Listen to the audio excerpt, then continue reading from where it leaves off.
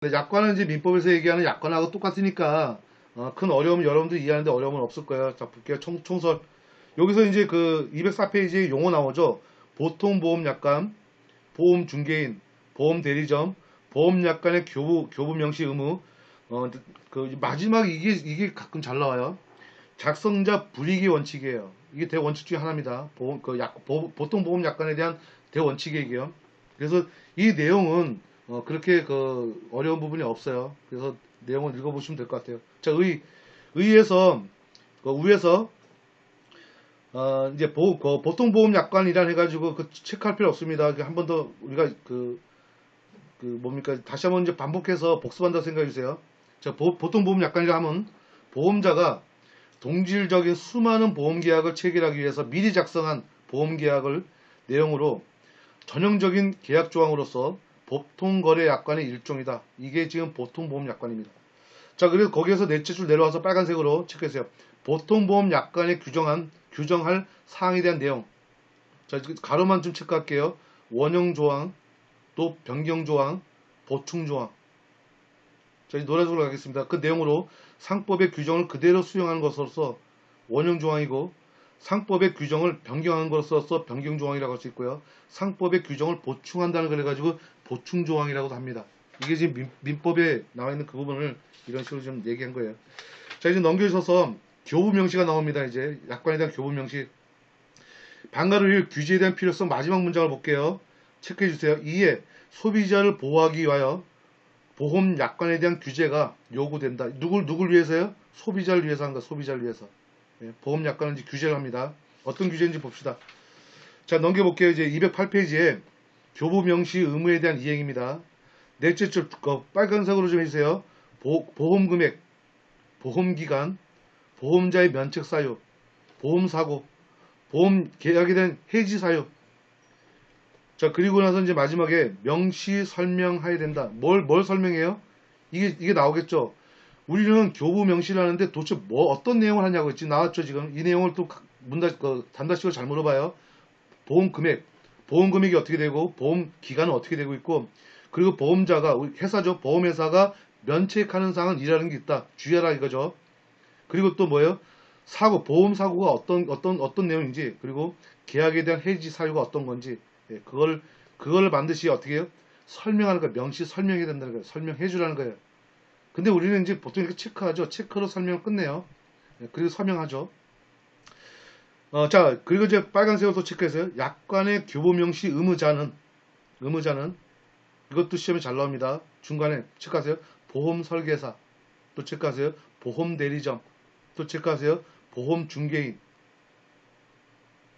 이들을 통해 가지고 보험 모집이 이루어지는 경우에 이들이 보험자를 대신해서 보험회사를 대신해서 이러한 의무를 가진다는 거죠.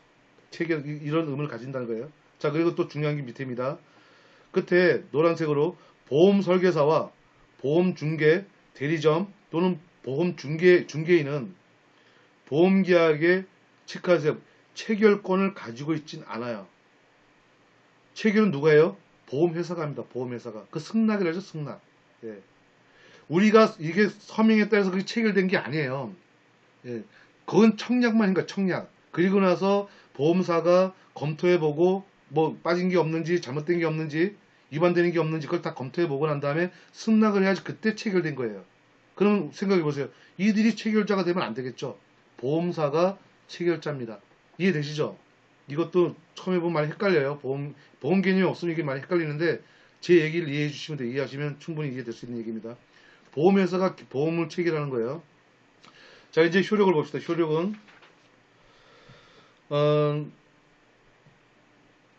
우리가 이제 판례 볼게요. 211페이지 판례 볼게요. 판례에서 두 번째 줄 빨간색을 체크해서요.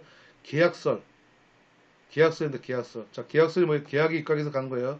자, 이제 그 노란색으로 그 줄 좌측에 약관의 구속력의 근거에 대해서 일괄적으로 계약서에 의해서 효력이 있다. 판례는 계약서를 따라 계약서. 자, 그래서 밑에 그러나 노란색 체크해서 그러나 계약서에 따르는 판례에도 최근에는 과거의 입장과 내용을 달리해서 명시 또는 설명되지 않는 약관도 계약 내용으로 편의시키는 등 그 범위를 확대하고 있다. 결국은 보험사한테 보험사한테 불이익으로 가는 거예요. 보험 계약자한테 좀 더 넓게 좀 해석해 주는 거죠. 자, 213페이지 보통보험 약관에 대한 해석 기본 원칙 다섯 줄쭉 내려와 가지고 여섯 줄쭉 내려와서 노란색 체크하세요. 보험 계약자에 따라 다르게 해석해서는 안 된다. 자, 보험 계약자에 따라서 달리 해석하면은 이건 약관이 아니죠. 예, 약관이 아닙니다. 자, 그리고 지금 밑에 줄 또 체크하세요. 특별보험 약관은 보통보험 약관보다 우선하므로. 자, 여기서 특별보험 약관이라고 되어 있는데 쉽게 얘기하면 이거예요. 우리 약관은 대부분 뭐 어떤 인쇄물로 나오죠. 보통 보험 약관이. 그런데 거기다가 자필로 이런 것도 해줄게, 저런 것도 해줄게. 알았어, 이런 것도 해줄게. 왜 이렇게 쓰는 거 있죠? 이게 특별보험 약관이에요. 특별보험 약관. 그렇게 생각하시면 돼요. 그 외 나머지가 이제 보통보험 약관이라고 생각하시면 됩니다. 그 얘기하는 거예요. 지금 이게 자필로 쓴다던가 말로 얘기하는 것, 녹음한 거 이런 내용들이 우선해서 해석된다는 거 우선함으로 보험약관에 인쇄된 조항과 써놓은 조항 사이에 충돌이 있는 경우에는 써놓은 조항이 우선한다. 자, 이해되시죠? 그래서 써놓은 게 특별보험약관이라고요. 자, 이제 그 밑에 보면 작성자 불이익에 대한 원칙이죠. 불이익 원칙. 누가 작성해요? 보험회사가 작성한 거죠, 이거요. 그래서 보험회사에 불이익을 준다는 거죠. 이게 원칙이에요. 그래서 마지막 줄 노란 체크하세요. 보험자에게 불리하게 또 체크하세요. 보험계약자에게 유리하게 풀이해야 한다는 이른바 작성자 불이익의 원칙이 지배된다. 자, 이제 마지막 문장. 자, 그래서 다음에 노란색 체크하세요. 보험약관의 해석상 의문이 있을 때가 있잖아요. 그럴 때는 보험자에게는 엄격하고 불리하고 피보험자에게는 유리하게 세기한다는 거죠. 이게 작성자 불이익의 원칙이에요.